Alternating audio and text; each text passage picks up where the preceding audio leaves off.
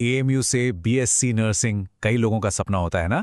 लेकिन ये सपना पूरा कैसे होगा? देखिए, इसका रास्ता समझना सबसे जरूरी है। तो चलिए आज इस पूरी एडमिशन प्रक्रिया को ना एकदम सिंपल स्टेप्स में तोड़कर समझते हैं, ताकि कोई भी कंफ्यूजन बाकी ना रहे।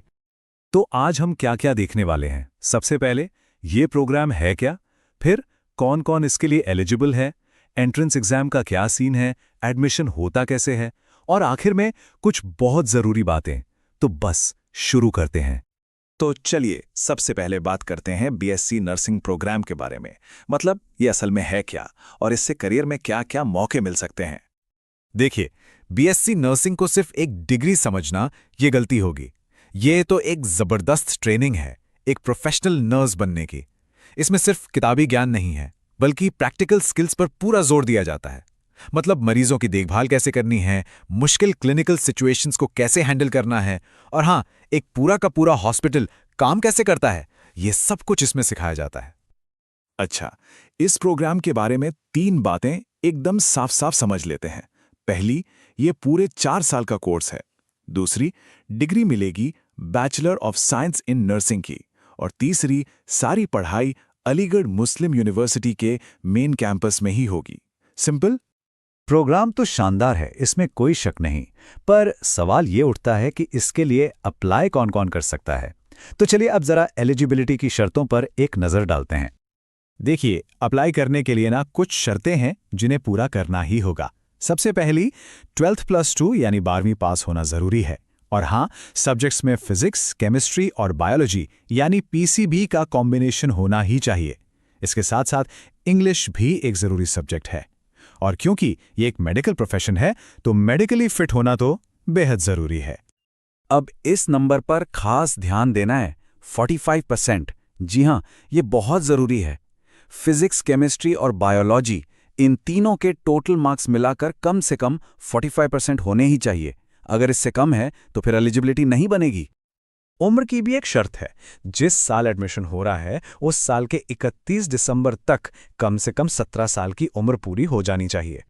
तो एलिजिबिलिटी वाला पार्ट क्लियर हो गया, बहुत बढ़िया। अब आते हैं सबसे बड़ी चुनौती पर, एंट्रेंस एग्जाम। आइए देखते हैं कि इस इम्तिहान का पूरा ब्लूप्रिंट क्या है। सबसे पहले तो ये तारीख अपने कैलेंडर में अभी के अभी मार्क कर लीजिए। 28 फरवरी 2026 यही वो दिन है जिस दिन एंट्रेंस एग्जाम होगा। सारी की सारी तैयारी इसी एक डेट को दिमाग में रखकर करनी है। तो एग्जाम का पैटर्न कैसा रहने वाला है? ये एक ऑफलाइन एग्जाम होगा, मतलब पेन पेपर वाला टेस्ट। सारे सवाल ऑब्जेक्टिव टाइप होंगे, जिन्हें हम एमसीक्यूज भी कहते हैं। यानी एक सवाल के 4 ऑप्शन, सही वाला चुनना है। कुल मिला के करीब 100 सवाल होंगे और टाइम मिलेगा 2 घंटे का। तो यहाँ स्पीड और एक्यूरेसी दोनों का खेल है। अच्छा, अब बात करते हैं सब्जेक्ट्स की कि भाई पढ़ना क्या क्या है। तो देखिए, बायोलॉजी, फिजिक्स और केमिस्ट्री तो है ही, ये तो तय था। लेकिन इनके साथ साथ इंग्लिश और नर्सिंग एप्टीट्यूड भी है। अब ये नर्सिंग एप्टीट्यूड क्या है? इसमें बेसिकली प्रॉब्लम सॉल्विंग स्किल्स और किसी की देखभाल करने की जो समझ होती है, उसको परखा जाएगा।